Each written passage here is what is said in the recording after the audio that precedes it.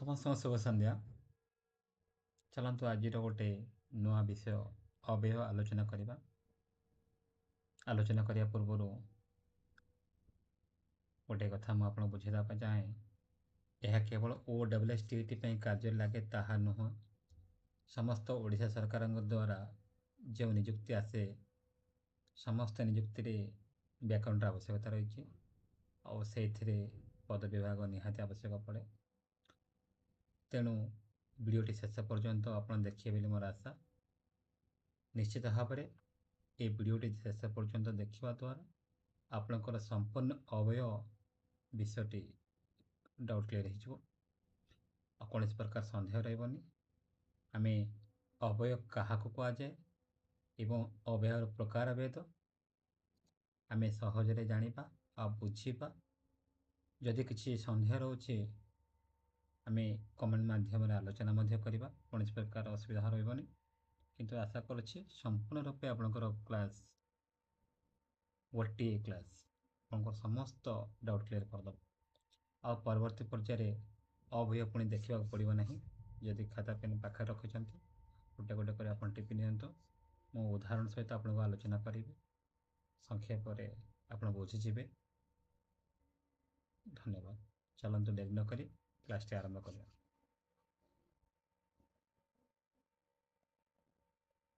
ସାଧାରଣତଃ ଅବ୍ୟୟ କହିଲେ ଆମେ କ'ଣ ବୁଝିବା? ଅବ୍ୟୟ ମାନେ ଯାହାର ବ୍ୟୟ ହୁଏ ନାହିଁ, ହେଲା। ତ ଆପଣମାନେ ଜାଣିପାରୁଥିବେ, ତ ଏଠି ଅବ୍ୟୟର ସଂଜ୍ଞା ମଧ୍ୟ ମୁଁ ଲେଖିଛି। ଯେଉଁ ପଦମାନଙ୍କର ଲିଙ୍ଗ, ବିଭକ୍ତି, ବଚନ, ପୁରୁଷ ବା କାଳର କୌଣସି ପରିବର୍ତ୍ତନ ହୁଏ ନାହିଁ। ସେ ଲିଙ୍ଗ କଥା କି ବଚନ ବିଭକ୍ତି କଥା ହଉ, ବଚନ କଥା ହଉ କି ପୁରୁଷ କଥା ହଉ ବା କାଳ କଥା ହଉ, ସେ ଯାହା ବି ହଉ କୌଣସି ପ୍ରକାର ପରିବର୍ତ୍ତନ ହୁଏ ନାହିଁ, ସେଗୁଡ଼ିକ ଆମେ କ'ଣ କହିବା? ଅବ୍ୟୟ କହିବା। ଯଦି ଅନ୍ୟ ଅର୍ଥରେ ଯଦି ଆମେ ବୁଝିବା, ଯେଉଁ ପଦର ପରିବର୍ତ୍ତନ ତଥା ବ୍ୟୟ ହୁଏ ନାହିଁ ତାକୁ ହିଁ କହିବା ଅବ୍ୟୟ। ହଁ କି ନାହିଁ?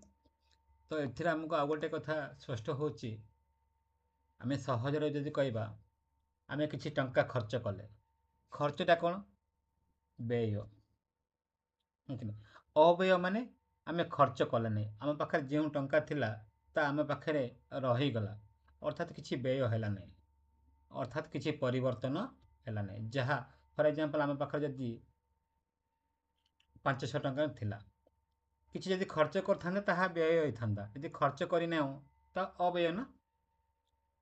ଅର୍ଥାତ୍ ଏଠି ଲିଙ୍ଗ, ବିଭକ୍ତି, ବଚନ, ପୁରୁଷ, କାଳ ଯାହା ରହୁନା କାହିଁକି କିଛି ପରିବର୍ତ୍ତନ ଘଟେ ନାହିଁ, ଯାହା ରହେ ତାହା ହିଁ ରହେ। ତେଣୁ ସେଗୁଡ଼ିକ ଆମେ କ'ଣ କହିବା? ଅବ୍ୟୟ କହିବା, ହେଲା। ତ ଆମେ ଗୋଟେ ଗୋଟେ କରି ଜାଣିବା ଅବ୍ୟୟ ପଦ କେମିତି। ଦେଖ, ଯେଉଁଠାରେ ଓ, କିନ୍ତୁ, ବା, ତଥାପି ଥାଏ, ଏଗୁଡ଼ିକ ଗୋଟେ ଗୋଟେ ହେଲା ଅବ୍ୟୟ ପଦ। ଓ, କିନ୍ତୁ, ବା, ତଥାପି ଏଗୁଡ଼ିକ ଗୋଟେ ଗୋଟେ ହେଲା ଅବ୍ୟୟ ପଦ। ମୁଁ ଆପଣଙ୍କୁ ନିମ୍ନରେ କେତେଟା ଉଦାହରଣ ଦେଇଛି, ତାପରେ ଆମେ ଆଗକୁ ଯିବା। ସଚିନ ଓ ଗାଙ୍ଗୁଲି ଦୁଇ ଖେଳାଳି। ସଚିନ ଓ ଗାଙ୍ଗୁଲି ଦୁଇ ଖେଳାଳି। ଏଠାରେ ଅବ୍ୟୟ ପଦ କ'ଣ? ଅବ୍ୟୟ ପଦ ମାନେ ଓ, ହଁ କି ନାହିଁ? ଯଦି ଓଟା ଯଦି ବାଦ ଦେଇଦେବା ତାହେଲେ ବାକ୍ୟଟି ସମ୍ପୂର୍ଣ୍ଣ ହେବ କି? ତ ଓକୁ ଆମେ ରଖିବାକୁ ହିଁ ପଡ଼ିବ। ତ ସଚିନ ଓ ଗାଙ୍ଗୁଲି ଦୁଇ ଖେଳାଳି, ତ ଓଟା ଗୋଟେ ହେଲା ଅବ୍ୟୟ ପଦ। ତାପରେ ଆସିଲା ବିରାଟ ଭଲ ଖେଳୁଛି କିନ୍ତୁ ପଢ଼ୁନି, ତ ଏଠି କିନ୍ତୁଟା କ'ଣ ହେବ? କିନ୍ତୁଟା ଅବ୍ୟୟ ପଦ ନା, ହଁ କି ନାହିଁ? ଦେଖ, ବିରାଟ ଭଲ ଖେଳୁଛି ପଢ଼ୁନି, ଯଦି ଗୋଟେ ବାକ୍ୟରେ ଯଦି ମିଶେଇକି ଯଦି ଲେଖିଦେବା ବା ପଢ଼ିବା, କିନ୍ତୁଟାକୁ ସେଠି ବାଦ ଦେବା ବା ପରିବର୍ତ୍ତନ କରିଦେବା, ଉଠେଇ ଦେବା, ତାହେଲେ ବାକ୍ୟଟା କ'ଣ ଶୁଣିବାକୁ କ'ଣ ଶ୍ରୁତି ମଧୁର ଲାଗିବ କି? ବା ଶୁଣିବାକୁ ମଧୁର ଲାଗିବ କି? ତ ବିରାଟ ଭଲ ଖେଳୁଛି କିନ୍ତୁ ପଢ଼ୁନି, ହଁ କି ନାହିଁ? ତାପରେ ଆସ, ପ୍ରୀତି ବା ମଧୁ ବଜାରକୁ ଯାଆନ୍ତୁ। କିଏ ଯିବେ? ପ୍ରୀତି ବା ମଧୁ। ବା ଲାଗିଛି, ବା ମାନେ ଆମ ପାଖରେ ଅପସନ୍ ଅଛି କି ନାହିଁ? ତ ପ୍ରୀତି ବା मधु बजार को जातु ये बाटा हूँ अव्यय पद। आपण मु गोटे गोटे कर आलोचना करी प्रत्येक अव्यय पद रो प्रकार भेद सहजरे बुझीजे कौन सी प्रकार त्रुटि रही वीडियोटी सरू सरू आपणकर संपूर्ण रूपे कॉन्सेप्ट क्लियर हो परवर्ती समय पुणी आवश्यकता पड़ो ना। चलतु अव्यय को जो भिन्न भिन्न श्रेणी विभक्त करागुड़ी आम गोटे गोटे कर आलोचना करवा। तो साधारणतः अव्यय को 21 प्रकार विभक्त कराई। तो आम गोटे गोटे कर आलोचना करवा। प्रथम आम आलोचना करवा संयोजक अव्यय।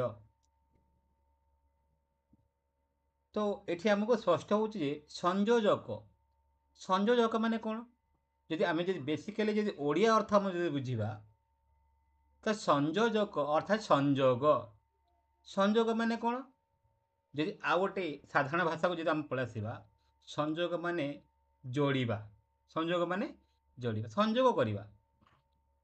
तो एथिरे स्पष्ट हो वाक्यटी संयोग करवा बा पद को संयोग करवा बा जोड़िबा हाँ कि नहीं। तो संयोजक अव्ययर संज्ञाटा मुझे आपको कहीदे रखुची जो अव्यय दुई बा तत्वधिक पद वाक्य को संयोग करे ताकू संयोजक अव्यय कहती। जो अव्यय दुई बा तत्वधिक पद बा वाक्य को संयोग करे ताको संयोजक अव्यय कहती हाँ कि नहीं। तो मु कही रखुची दुई बा तत्वधिक अर्थात ताठारु अधिक पद बा वाक्य को संयोग करे हेल हाँ कि नहीं। तो ताको आम कौन कहबा अव्यय दुईटी पद को हो कि दुईटी वाक्य को हो जोड़िबा को ही आम संयोजक कहबा संयोग करवा आउ किछि भी नुह संयोग जोठी अच्छी सेटा संयोजक एतिक आप मन रखि था। तो संयोग केमिति हबो तो ओ एवं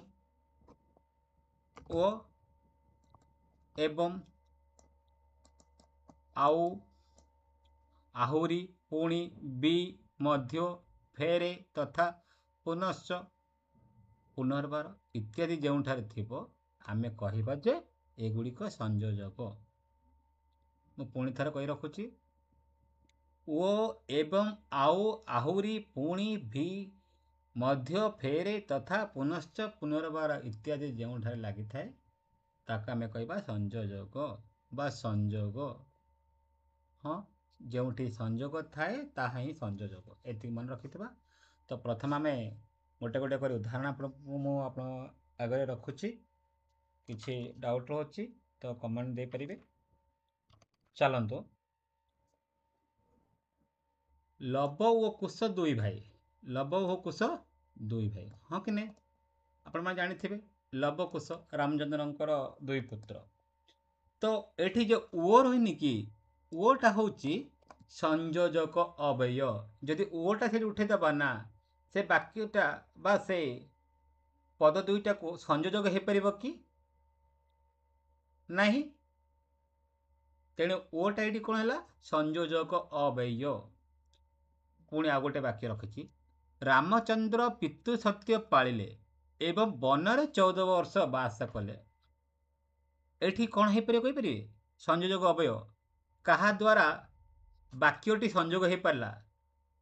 देख रामचंद्र पितृ सत्य पालिले एटा गोटे वाक्य बनरे 14 वर्ष बास कले सेटा भी गोटे वाक्य किंतु दुईटी वाक्य मु आपण मानकु जोटा कि संयोजक अव्यय संज्ञा में कही दुई बा तत्वधिक पद किंबा वाक्य को संयोग दुईटी वाक्य को संयोग दुईटी वाक्य किए संयोग कर पारछि एठी एवं करि पारछि किए करि पारछि एवं करि पारछि एवंटा होछि कोन संयोजक अव्यय हाँ कि नहीं। तो क्लियरली बुझी पारथबे। चलंतु तापर आसला घ नंबर तुमे अनुरोध कले भी मु तुम कथा सुनिबि नहीं तुमे अनुरोध कले भी मु तुम कथा सुनिबि नहीं एठी बी लागिवा द्वारा वाक्यटी संयोग हो पारिला। तेणु बीटा कौन हो पारिबो बीटा होची संयोजक अव्यय संयोजक ଅବୟବ। କ୍ଲିୟର? ତାପରେ ଆସିଲା ପିଲାଟି କଠୋର ପରିଶ୍ରମ କଲେ ମଧ୍ୟ ପିଲାଟି କଠୋର ପରିଶ୍ରମ କଲେ ମଧ୍ୟ ପରୀକ୍ଷାରେ ଫେଲ ହେଲା। ପିଲାଟି କଠୋର ପରିଶ୍ରମ କଲେ ପରୀକ୍ଷାରେ ଫେଲ ହେଲା। ଏଠି ମଝିରେ କ'ଣ ରହିଲା? ମଧ୍ୟଟା ରହିଲା। ମଧ୍ୟଟା ରହିବା ଦ୍ୱାରା ଦୁଇଟି ବାକ୍ୟର ସଂଯୋଗ ହେଇପାରିଲା। ତ ମଧ୍ୟଟା ଏଠି କ'ଣ ହେଇପାରିବ? ମଧ୍ୟଟା ହେବ ସଂଯୋଜକ ଅବୟବ। ହଁ କି ନାହିଁ? ଚାଲନ୍ତୁ ତାପରେ ଆସିଲା ଏତେ ଥର କହିଲି ଆଉ କେତେ ଥର କହିବି। ଏତେ ଥର କହିଲି କେତେ ଥର କହିବି। କିନ୍ତୁ ଏଠି ଯେଉଁ ମଝିରେ ଯେଉଁ ରହିଲା ଆଉଟା ହେଉଛି ସଂଯୋଜକ ଅବୟବ। ଆଶା କରୁଛି କ୍ଲିୟରଲି ବୁଝିପାରୁଥିବେ। ପ୍ରଥମେ ସଂଯୋଜକର ଆପଣଙ୍କୁ ସଂଜ୍ଞା ମୁଁ ଆପଣଙ୍କୁ କହି ରଖିଛି। ପୁଣି ଥରେ ଆପଣଙ୍କୁ ମନେ ପକାଇ ଦେଉଛି। ଯେଉଁଠି ସଂଯୋଗ ଥାଏ ତାହା ହିଁ ସଂଯୋଜକ। ସେଟା ବାକ୍ୟର ହଉ କି ପଦର ହଉ, ଦୁଇ ବା ତତୋଧିକ ପଦ ବା ବାକ୍ୟର ହଉ। ହଁ, କ୍ଲିୟରଲି ବୁଝିପାରୁଥିବେ। ତ ଆପଣମାନଙ୍କୁ ମୁଁ ଆଉ ଗୋଟେ ଦୁଇଟା ଏକ୍ଜାମ୍ପଲ୍ ଦେବି। ତ ଲେଖି ନିଅନ୍ତୁ। ବାପା ସବୁବେଳେ ବହିଟି ଧରି ବସିଥାନ୍ତି। ବାପା କ'ଣ କରନ୍ତି? ସବୁବେଳେ ବହିଟି ଧରି ବସନ୍ତି, ଆଉ କିଛି କରନ୍ତି ନାହିଁ। ଏଠି କ'ଣ ହେଇପାରିବ କହିପାରିବେ? ଆଉଟା ହେଉଛି ସଂଯୋଜକ ଅବୟବ। କ୍ଲିୟରଲି ବୁଝିପାରୁଥିବେ। ହଁ, ଆଉ ଗୋଟେ ଉଦାହରଣ ବି ମୁଁ ଦେଉଛି। ତୁମେ କେତେବେଳୁ ଆସିଲୁଣି, ତୋର ଆହୁରି କାମ ସରିନାହିଁ। ତୁ କେତେବେଳୁ ଆସିଲୁଣି, ତୋର ଆହୁରି କାମ ସରିନାହିଁ। ତ ଏଠି ଆହୁରିଟା ଗୋଟେ ସଂଯୋଜକ ଅବୟବ। ତ ଚାଲନ୍ତୁ ଡେରି ନ କରି ଆଗକୁ ଯିବା। ତାପରେ ଆସିଲା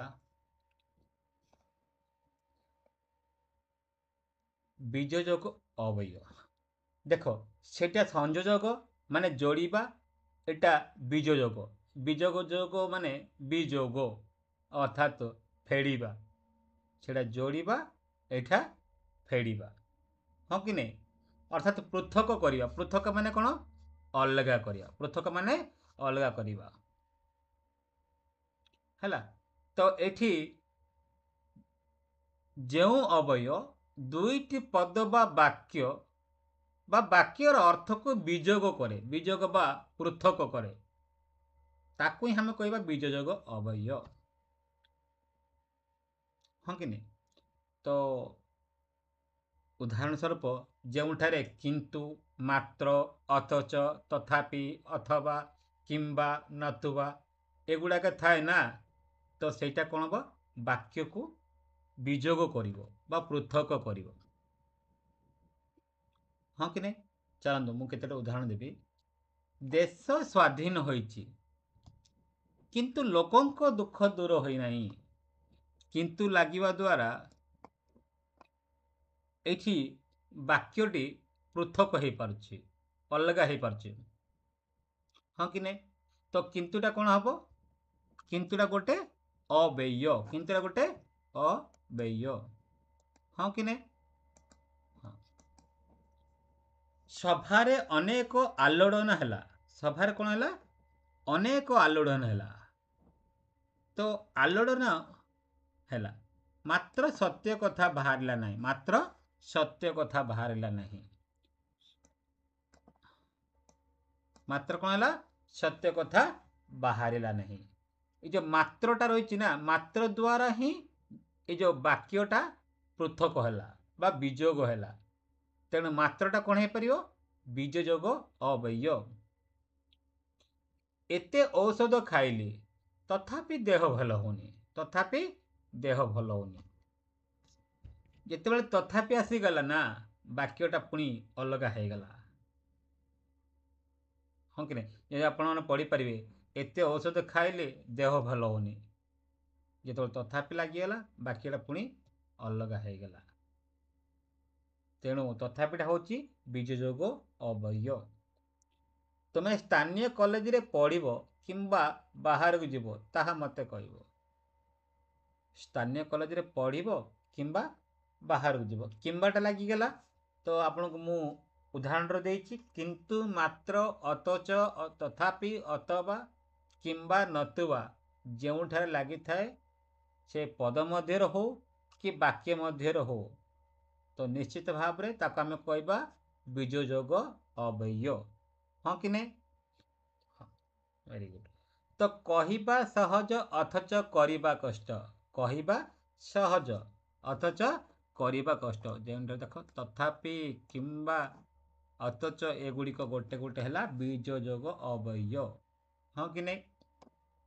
ତ ଆପଣଙ୍କୁ ଆଶା କରୁଛି ସହଜରେ ବୁଝିପାରୁଥିବେ।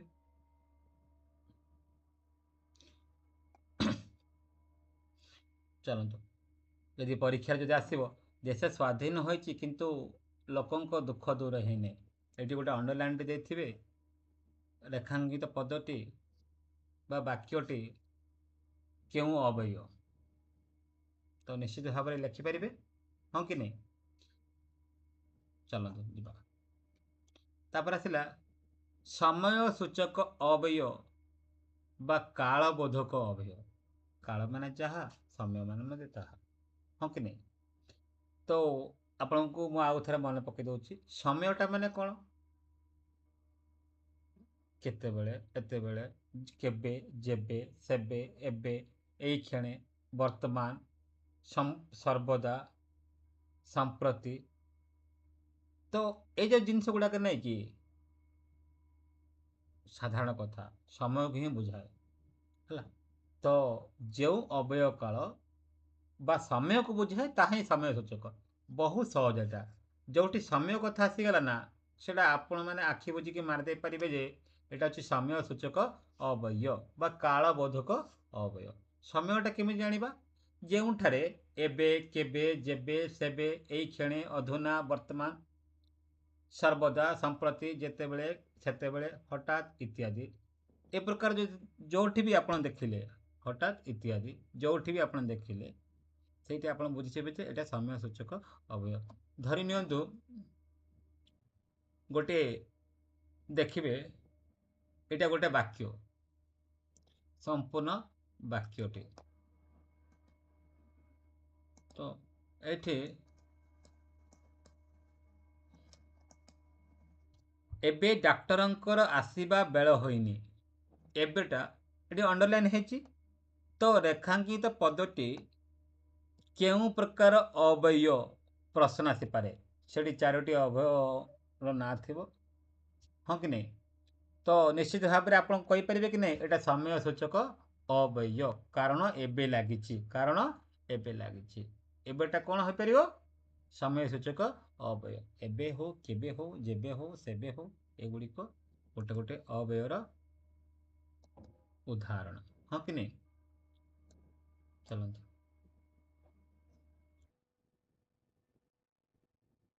ଦେଖନ୍ତୁ, ବର୍ତ୍ତମାନ ଅନ୍ୟ ଗୋଟେ ଉଦାହରଣ ଅଛି, ଦେଖିପାରୁଛେ ଆମେ, ସ୍କ୍ରିନ୍ ଉପରେ ଦେଖାଯାଉଛି।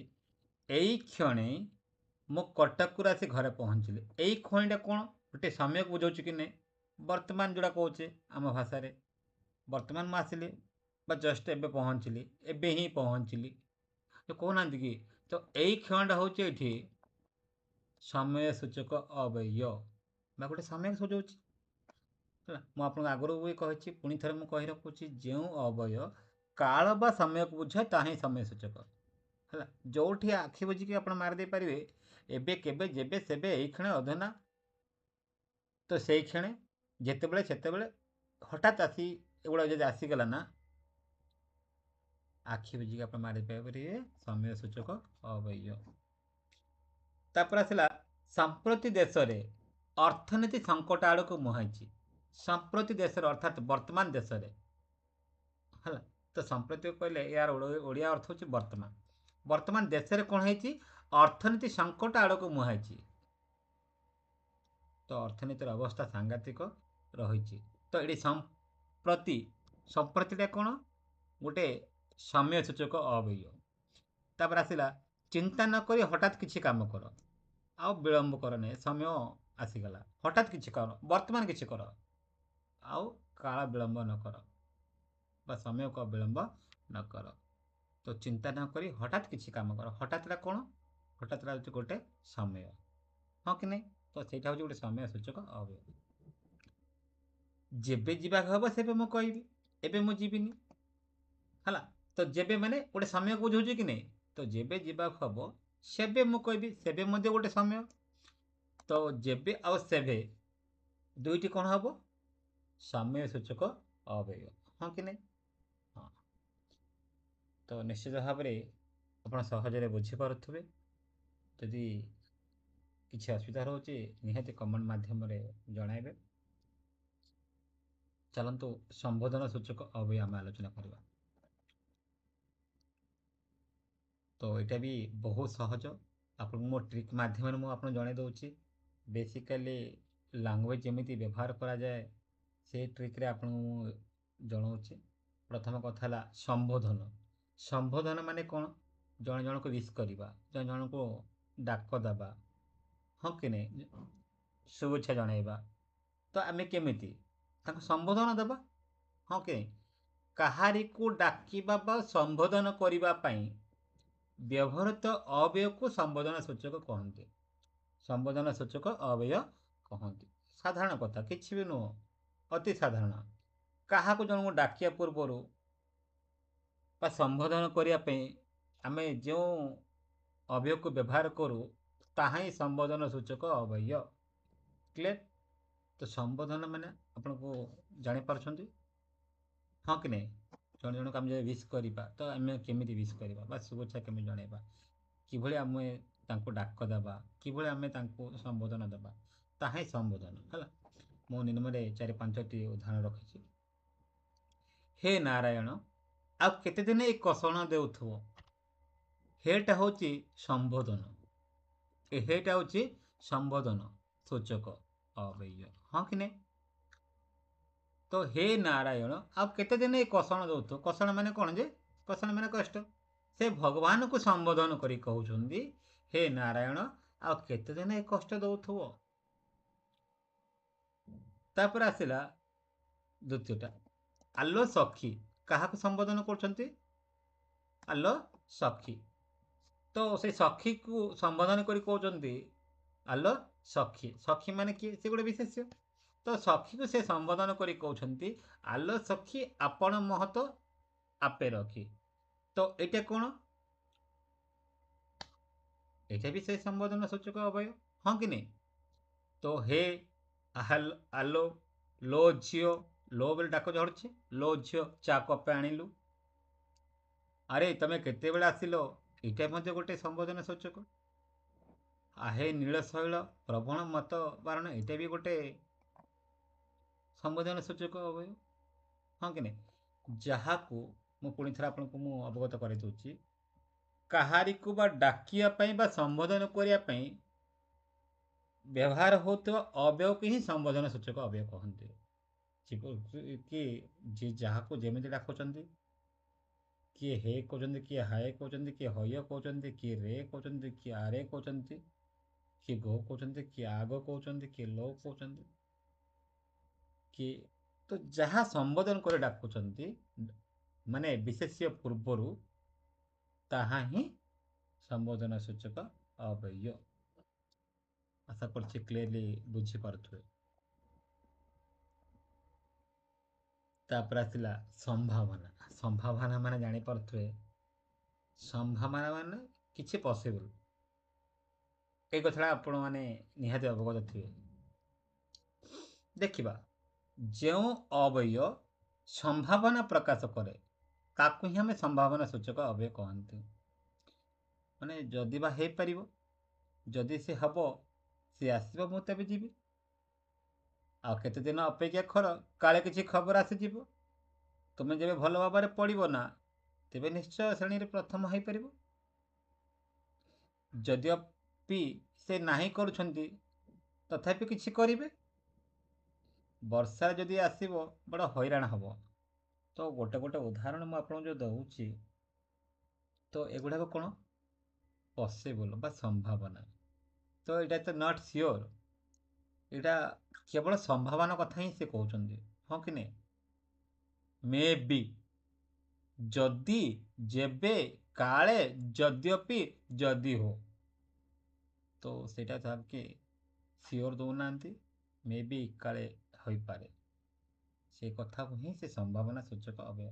ଯେତେବେଳେ ସମ୍ଭାବନା ଲାଗିଗଲା ନା ଆପଣ ଜାଣିପାରିବେ ଏଇଟା ସମ୍ଭାବନା। ଯଦି କାଳେ ଯେବେ ଯଦ୍ୟପି ଯେଉଁ ଏଗୁଡ଼ାକ ଲାଗିଛି ନା ଭାବିବାର ନାହିଁ, ଏଇଟା ଗୋଟେ ସମ୍ଭାବନା କଥା ହିଁ କହୁଛନ୍ତି। ଯଦି ଲାଗିଛି ମାନେ ସମ୍ଭାବନା, ଯେବେ ଲାଗିଛି ବା କାଳେ ଲାଗିଛି, କାଳେ ମାନେ କ'ଣ ମେ ବି, ହଁ କି ନାହିଁ? ଯଦି ସେ ଆସିବ ତେବେ ମୁଁ ଯିବି। ଏଠି ସମ୍ଭାବନା ସୂଚକ ଅବୟବ କାହା କିଏ ହେଇପାରିବ? ଯଦିଟା ନା, ଯଦି ସେ ଆସିବ ତେବେ ମୁଁ ଯିବି। ଆଉ ଦିନ ଅପେକ୍ଷା କର, କାଳେ କିଛି ଖବର ଆସିବ।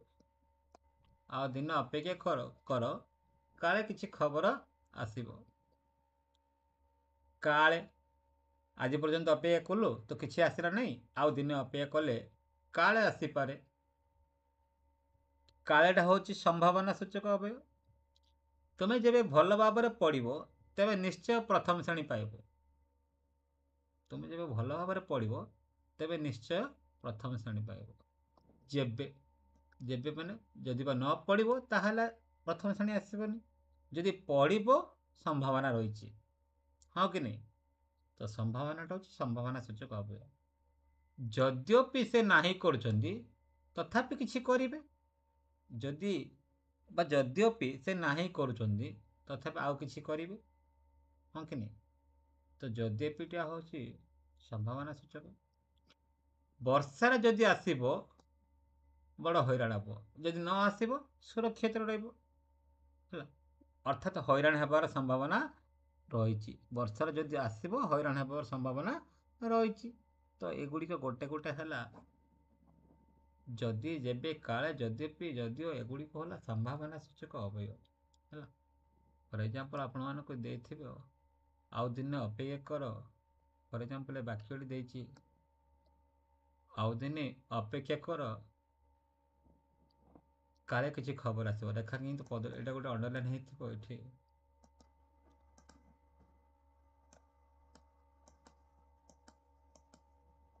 ତ ରେଖାଙ୍କିତ ପଦଟି କେଉଁ ପ୍ରକାର ଅବୟବ ଆସିଥିବ?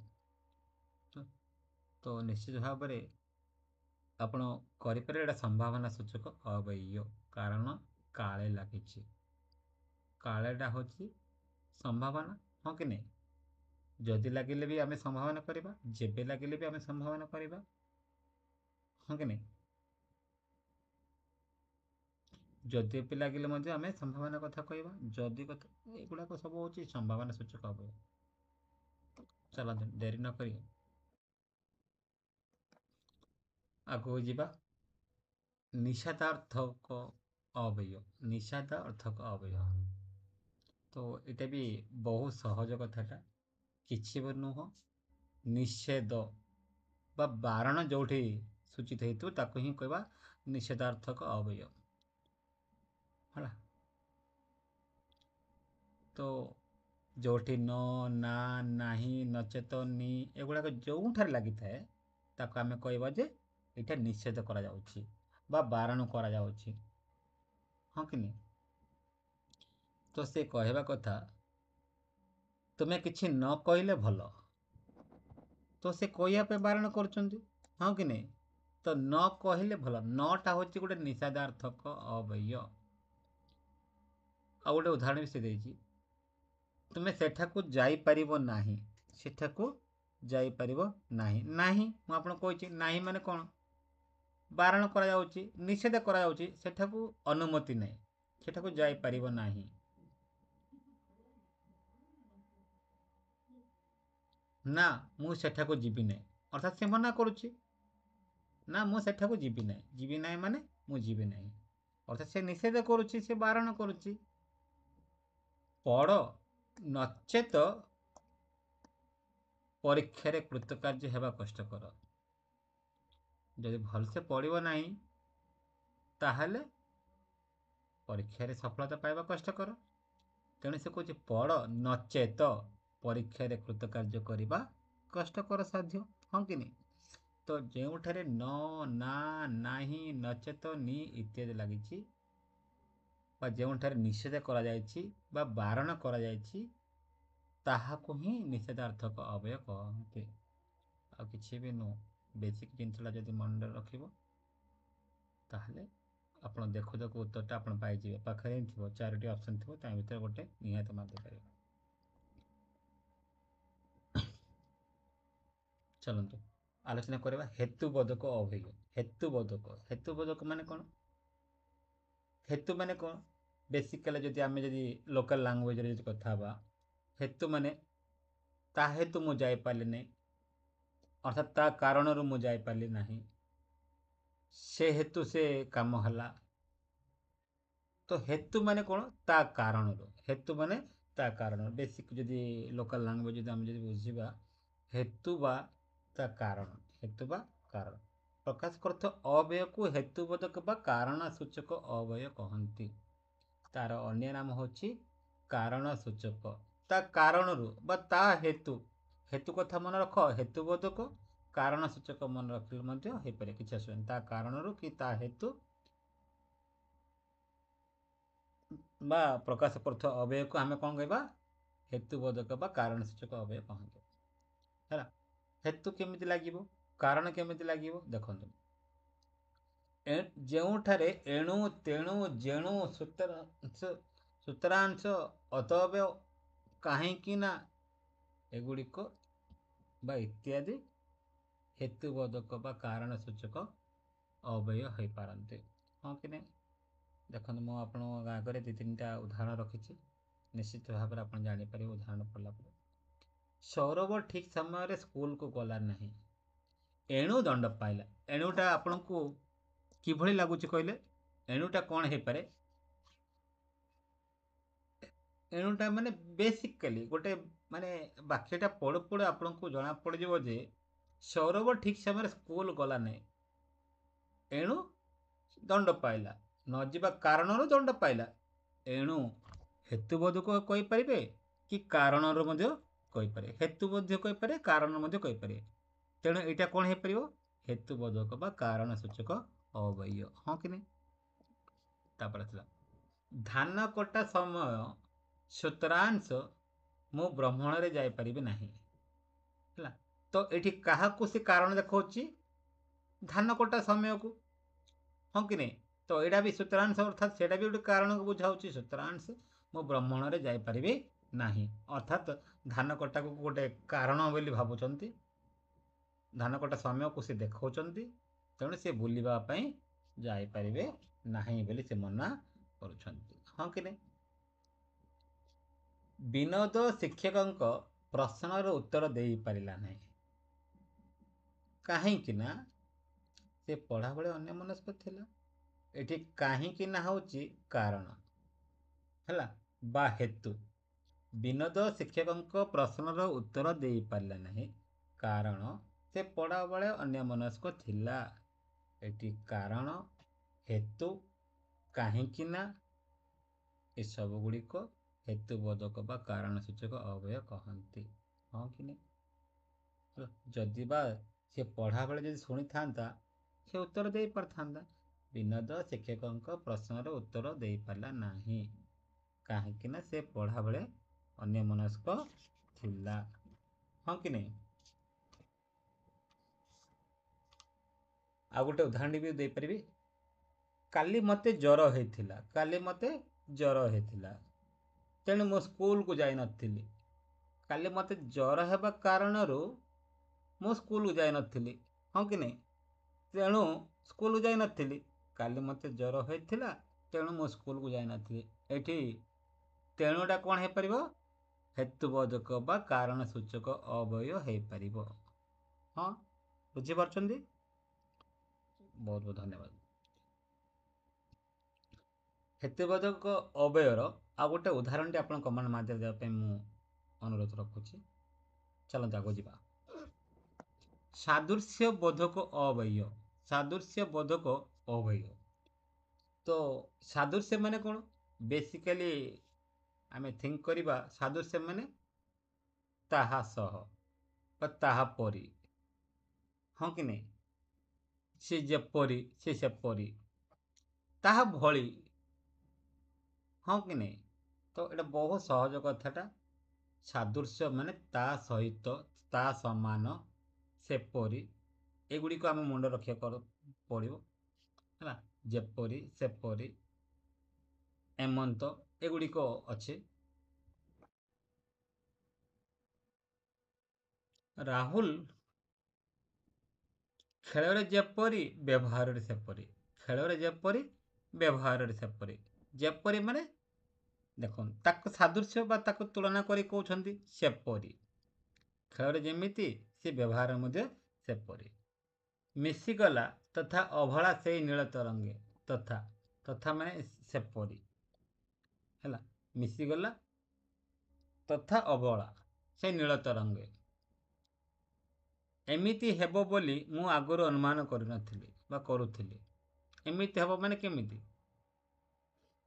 ହେଲା, ଯାହା ଘଟିବାର ଥିଲା ବା ସେମିତି ବା ସେହିପରି ହେବ ବୋଲି ସେ ଆଗରୁ ଅନୁମାନ କରିଥିଲେ ବା ତା ସାଦୃଶ୍ୟ। ହଁ, ତାଙ୍କ ପରି ତୁମେ ଦେଖାଯାଉଛ।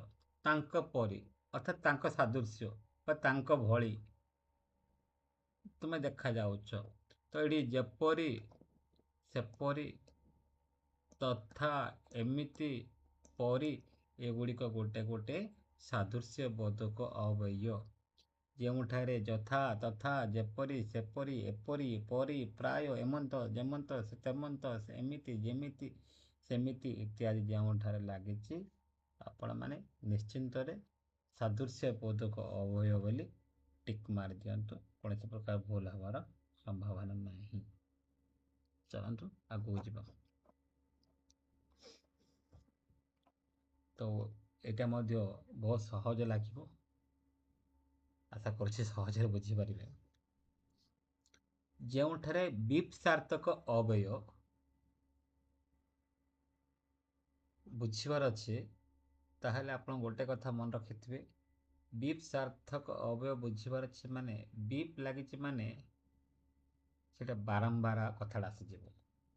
ପୁନର୍ବାର, ବାରମ୍ବାର, ମୁହୁର୍ମୁହୁ, ମୁହୁର୍ମୁହୁ, ଘନ ଘନ, ଥରକୁ ଥର, ଲଗାତାର, ପୁନର୍ବାର, ଆହୁରି ଆହୁରି, ପୁଣି ପୁଣି, ଲାଗ ଲାଗ। ତ ଏ ପ୍ରକାର ଅନେକ କଥା ଆସିବ ହେଲା। ବିପସାର୍ଥକ ଅବୟବ ଯେଉଁଟାକି ବରୁ ବି ହେଇଛି, ଠିକ୍ ସେମିତି ବାରମ୍ବାରଠୁ ଆରମ୍ଭ ହେଲା। ଆମେ ବାରମ୍ବାର କଥା ଯଦି ମନେ ରଖିବା ନା ଆମକୁ ନିଶ୍ଚିତ ଭାବରେ ଏଇଟା ମନେ ପଡ଼ିବ। ଯେଉଁଟାକି ରିପିଟ୍ ହେଉଛି ହେଲା। ବାରମ୍ବାର, ପୁନଃ ପୁନଃ, ମୁହୁର୍ମୁହୁ, ଏଇଟା ଟିକେ ଭୁଲ ଅଛି, ଟାଇପିଂ ଭୁଲ ଅଛି। ଏଇଟା ମୁହୁର୍ମୁହୁ ହେବ ନିଶ୍ଚିତ ଭାବରେ।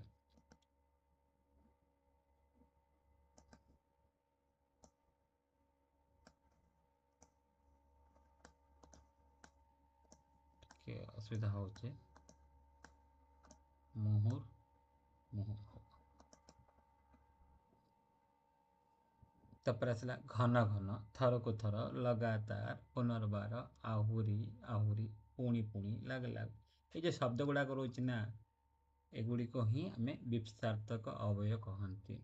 ଯେଉଁଠାରେ ବା ଯେଉଁ ଅବୟବ ବାରମ୍ବାର ଅର୍ଥ ପ୍ରକାଶ କରେ ତାକୁ ବିପସାର୍ଥକ ଅବୟବ କହନ୍ତି। ବାରମ୍ବାର, ବିପ୍ରୁ ବାରମ୍ବାର, ବିପ୍ରୁ ବାରମ୍ବାର, ବହୁତ ସହଜ ଲାଗିବ ହେଲା।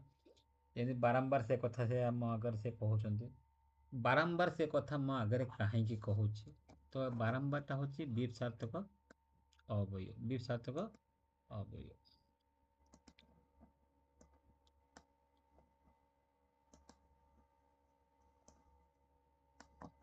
ତାପରେ ଆସିଲା ମଧୁମେହ ରୋଗୀ ମୁହୁର୍ମୁହୁ ପରିସ୍ରା କରେ। ମୁହୁର୍ମୁହୁ ମାନେ ତାର ମିନିଂଟା ସେଇ ଗୋଟେ ଜିନିଷ ଏକା, ବାରମ୍ବାର ସେ ପରିସ୍ରା କରେ ହେଲା। ତମେ ଥରକୁ ଥର ଏମିତି ଭୁଲ କର ନାହିଁ। ଥରକୁ ଥର, ଥରକୁ ଥର ମାନେ କ'ଣ, ଗୋଟେ ଥର କରିଥିଲେ ଆଉ ଥରେ ସେ ଭୁଲ କଲ, ତାକୁ ଆମେ କ'ଣ କହିବା, ବାରମ୍ବାର। ଏ ବର୍ଷ ଲାଗ ଲାଗ ବର୍ଷା ଯୋଗୁଁ ଫସଲ ନଷ୍ଟ ହେଇଛି। ଲାଗ ଲାଗ ମାନେ କଣ୍ଟିନ୍ୟୁ ଲାଗିଛି, ବର୍ଷାଟା ଲାଗ ଲାଗ ହେଉଛି ବା ବାରମ୍ବାର ହେଉଛି, ବର୍ଷାଟା ଜାରି ରହିଛି ବା ଲାଗ ଲାଗ ଲାଗିଛି, ବାରମ୍ବାର ହେଉଛି, ତାକୁ ଆମେ କ'ଣ କହିବା, ବିପସାର୍ଥକ ଅବୟବ। ଲୋକଟା ଏତେ ଖାଇବି ଆହୁରି ଆହୁରି ଖାଇବି ମାଗୁଛି, କେଡ଼େ କଥା ହେଲା। ଏଇ ଯେଉଁ ଆହୁରି ଆହୁରିଟା ହେଉଛି କ'ଣ, ବିପସାର୍ଥକ ଅବୟବ। ଆହୁରି ଆହୁରି ମାନେ ଲୋକଟାକୁ ଖାଇବାକୁ ଦେଲା ପରେ ମଧ୍ୟ ବାରମ୍ବାର ସେ ମାଗୁଛି, ଯେଉଁଟାକି ରିପିଟ୍ କରୁଛି, ତାକୁ ହିଁ କହିବ ବିପଶାର୍ଥକ ଅବୟବ। ସହଜରେ ବୁଝିପାରୁଥିବେ। ଚାଲନ୍ତୁ ବିଳମ୍ବ ନ କରି ଆଗକୁ ଯିବା। ବିସ୍ମୟ ସୂଚକ ବା ଭାବ ସୂଚକ ଅବୟବ। ବିସ୍ମୟ ସୂଚକ, ବେସିକାଲି ଆମେ ଏଇ କଥାଟା ଯେ ମନେ ରଖିବା, ବିସ୍ମୟ ମାନେ କ'ଣ? ବିସ୍ମୟ ମାନେ ସରପ୍ରାଇଜ, ଆଶ୍ଚର୍ଯ୍ୟ ହେବା କଥା, ସକ୍ ହେବା କଥା। ତ ବିସ୍ମୟ ସୂଚକ ଅବୟବ ବା ଭାବବାଚକ ଅବୟବ। ତ ଏଠି ବିସ୍ମୟ କଥା ଆସିଗଲା, ସହଜରେ ଆମେ ବୁଝିପାରିବା। ଯେଉଁ ଅବୟବ ଦ୍ୱାରା ହର୍ଷ, ବିଷାଦ, ଘୃଣା, ପ୍ରଶଂସା, ବିସ୍ମୟ ଆଦି ମନର ଭାବ ପ୍ରକାଶ କରେ ନା, ତାହାକୁ ଆମେ ବିସ୍ମୟ ସୂଚକ ଅବୟବ କହିବା। ଯେଉଁଠି ହସ କଥା ଆସିଲା, ଯେଉଁଠି ଦୁଃଖ କଥା ଆସିଲା, ଯେଉଁଠି ଘୃଣା କଥା ଆସିଲା, ଯେଉଁଠି ପ୍ରଶଂସା କଥା ଆସିଲା, ଯେଉଁଟା ନିନ୍ଦା କଥା ଆସିଲା, ଯେଉଁଠି ବିସ୍ମୟ ଆଦି ବା ଯେଉଁଠି ଆଶ୍ଚର୍ଯ୍ୟ କଥା ଆସିଲା, ଏଗୁଡ଼ିକ ଯଦି ଯେତେବେଳେ ଆମେ ଦେଖିବା, ତାହାକୁ ଆମେ କହିବା ବିସ୍ମୟ ସୂଚକ ଅବୟବ। ହେଲା, ସେଠି କେତୋଟି ଉଦାହରଣ ଦେଇଛି। ଆହା, ଆ, ହାୟ, ଓ, ଢୋ, ଓ, ଅ, ଅହ, ଛି, କି, ସାବାସ୍, ବାବା, ହୁଁ, କି, ଏଗୁଡ଼ାକ ଯୋଉଠି ଯୋଉଠି ଲାଗିଛି ନା, ତ ଆପଣମାନେ ଜାଣିପାରିବେ ଯେ ଏଇଟା ଗୋଟେ ପ୍ରକାର ଏ ବର୍ଷ କି ଟାଣ ଖରା, କି ଯନ୍ତ୍ରଣା। ତ ଏଗୁଡ଼ିକ ଦେଖିଲା ପରେ ହେ ରାମ, ହଁ ରାମ, ହେ ରାମ, ଛି, ଏମିତି ଲୋକ ମୁଁ ଜାଣିନଥିଲି। ଆହା ଦଇବ, ତା କପାଳକୁ କ'ଣ ଏଇଆ ଲେଖିଥିଲା? ତ ଆହା, ଆ, ଆୟ, ହୋ, ଢୋ, ହୋ, ଓ, ଛି, କି, ସାବାସ୍, ଏଗୁଡ଼ିକ ଗୋଟେ ଗୋଟେ ବିସ୍ମୟ ସୂଚକ ଅବୟବ। ହେଲା, ତ ତେଣୁ ମୁଁ କହି ରଖୁଛି, ଆହା ଦଇବ, ତା କପାଳ କ'ଣ ଏହା ଲେଖିଥିଲା? ଆହା କହୁଛନ୍ତି। ମୁଁ ଆପଣଙ୍କୁ ପୁଣି ଥରେ ମୁଁ କହି ରଖୁଛି, ଯେଉଁଠାରେ ହର୍ଷ କଥା ଆସିଲା ବା ହସ ଆସିଲା, ବିଷାଦ ମାନେ ଦୁଃଖ ଆସିଲା, ଘୃଣା ବି ମନୋଭାବ ଆସିଲା, ପ୍ରଶଂସା ମନୋଭାବ ଆସିଲା, କି ଆଶ୍ଚର୍ଯ୍ୟ କଥା ଆସିଲା, ଆମେ କହିବା ବିସ୍ମୟ ସୂଚକ ଅବୟବ। ଆହା ଦଇବ, ତା କପାଳ କ'ଣ ଇଏ ଲେଖିଥିଲା?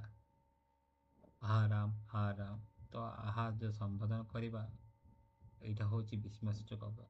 ଛି, ଏମିତି ଗୋଟେ ଲୋକଟା ଏମିତି କଥା କହିଲେ ବା ଏମିତି କହନ୍ତି, ଓଃ କି ଟାଣ ଖରା, ଓଃ କି ଯନ୍ତ୍ରଣା। ତ ଏଠି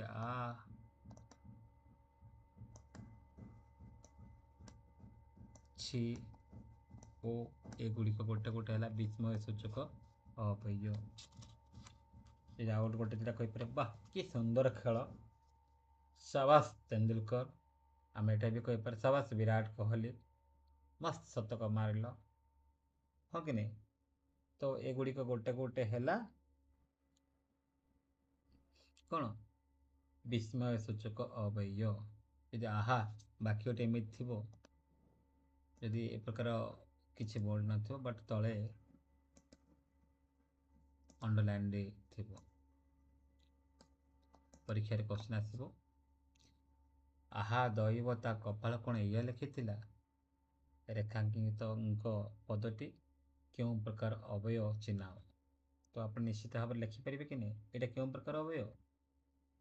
ତ କମେଣ୍ଟରେ ଲେଖିଦିଅନ୍ତୁ ଏଇଟା କେଉଁ ପ୍ରକାର ଅବୟବ। ଚାଲନ୍ତୁ ଆଗକୁ ଯିବା।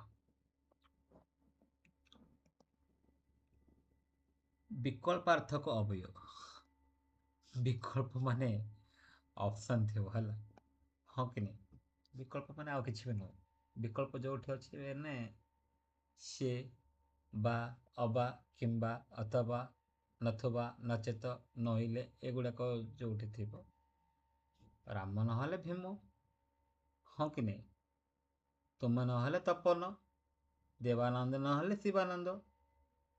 ବିକଳ୍ପ ଯେ ଅପସନ୍ ଅଛି, ଅପସନ୍ ଯେଉଁଠି ଅଛି ତାକୁ ଆମେ କହିବା ବିକଳ୍ପାର୍ଥକ ଅବୟବ। କ୍ଲିୟରଲି ବୁଝିପାରୁଥିବେ। ଚାଲନ୍ତୁ, ତାର ସଂଜ୍ଞାଟା ହେଉଛି, ଯାହା ଦ୍ୱାରା ବିକଳ୍ପ ଅର୍ଥ ପ୍ରକାଶ ପାଏ ତାହା ହିଁ ବିକଳ୍ପାର୍ଥକ ଅବୟବ। ବିକଳ୍ପ ଅଛି ମାନେ ତାକୁ ହିଁ କହିବା ବିକଳ୍ପାର୍ଥକ ଅବୟବ। ହେଲା, ତ ନିଶ୍ଚିତ ଭାବରେ ଦେଖିପାରିବେ, ଦେବାନନ୍ଦ ବା ଶିବାନନ୍ଦ କେହି ହେଲା ଯେ ଆସିବେ, ତ ଦେବାନନ୍ଦ ଯାଇପାରିବେ କିମ୍ବା ଶିବାନନ୍ଦ ଯାଇପାରିବେ। ତାଙ୍କ ପାଖରେ ବିକଳ୍ପ ଅଛି, ତାଙ୍କ ପାଖରେ ବିକଳ୍ପ ଅଛି। ତ କେହି ହେଲେ ଜଣେ ଆସିବେ, ଯେଉଁଠି ବିକଳ୍ପ ଅଛି ତାକୁ ହିଁ କୁହାଯିବ ବିକଳ୍ପାର୍ଥକ ଅବୟବ। ବା ଲାଗିଛି, ବାଟା କ'ଣ? ବାଟା ଅଛି ବିକଳ୍ପାର୍ଥକ ଅବୟବ, ହଁ କି ନାହିଁ? ଚାଲନ୍ତୁ, ବାଟା କ'ଣ? ବିକଳ୍ପାର୍ଥକ ଅବୟବ।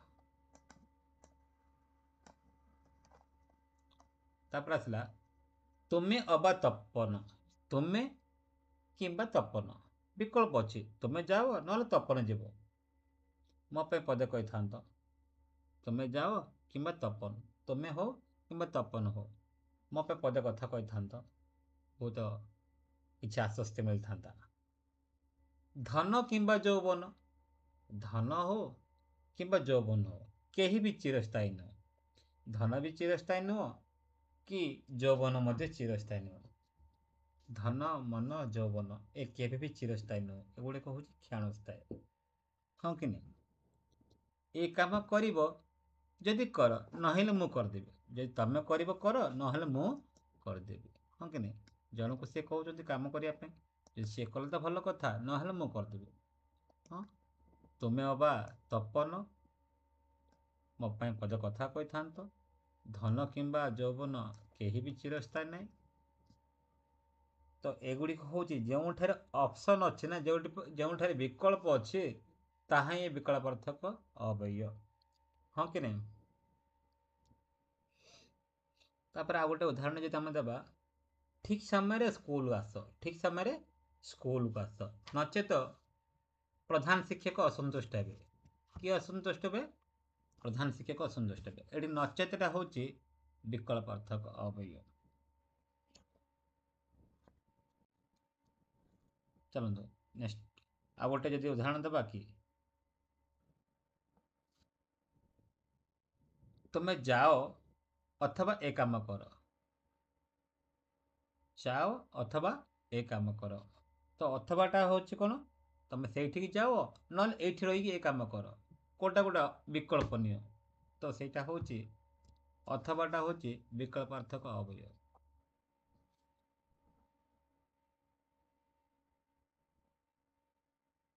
ଭିଡ଼ିଓଟି ବହୁତ ଦୀର୍ଘ ସମୟ ହେଉଛି, ବହୁତ ଲମ୍ବା ହେଇସାରିଲାଣି।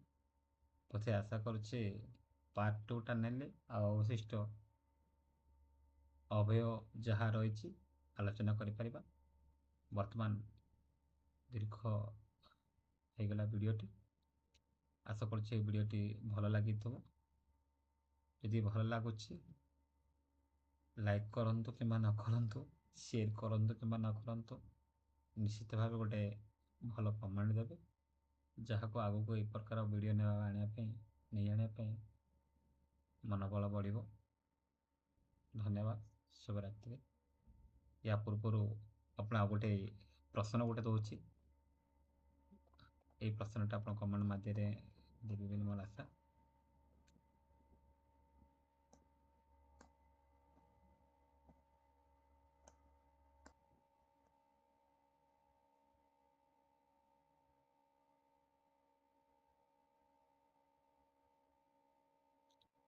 ହଠାତ୍ ସେ ରାଗିଯିବେ, ହଠାତ୍ ସେ ରାଗିଯିବେ ଏମିତି ଭାବିନଥିଲେ। ରେଖାଙ୍କିତ ପଦଟି କେଉଁ ପ୍ରକାର ଅବୟବ? ଦେଖନ୍ତୁ, ଏଠି ହଠାତ୍ ଲେଖାଯାଇଛି, ହଠାତ୍, ହଠାତ୍ ସେ ରାଗିଯିବେ ଏମିତି ଭାବିନଥିଲି। ଏ ଯେଉଁ ହଠାତ୍ ଯେଉଁ ରେଖାଙ୍କିତ ପଦଟି ରହିଛି, ତ ସେଇଟା କେଉଁ ପ୍ରକାର ଅବୟବ? ଗୋଟେ କ୍ୱେଶ୍ଚନ୍। ଦ୍ୱିତୀୟ କ୍ୱେଶ୍ଚନ୍ ହେଲା, ନ ଯିବ ଯଦି ନ ଯାଅ, ନ ଯିବ ଯଦି ନ ଯାଅ, ତ ନ ଯିବ ଯଦି ନ ଯାଅ, ରେଖାଙ୍କିତ ପଦଟି କେଉଁ ପ୍ରକାର ଅବୟବ? ଦେଖ, ନ ତଳେ ଅଣ୍ଡରଲାଇନ୍ ହେଇଛି ଆଉ ନ ତଳେ ମଧ୍ୟ ଅଣ୍ଡରଲାଇନ୍ ହେଇଛି। ଏ ଦୁଇଟି ପଦ କେଉଁ ପ୍ରକାର ଅବୟବ ବୋଲି ସେ ପ୍ରଶ୍ନ କରିଛନ୍ତି। ଆପଣଙ୍କୁ ତଳେ ଅପସନ୍ ବି ରହିଛି, ୟାର ଉତ୍ତର ଆପଣ କମେଣ୍ଟ ମାଧ୍ୟମରେ ଦେବେ ବୋଲି ମୁଁ ଆଶା କରୁଛି। ଏଇଠି କ୍ଲାସ୍ ସମାପ୍ତ କରୁଛି। ଧନ୍ୟବାଦ, ପୁଣି ଥରେ ଶୁଭରାତ୍ରି।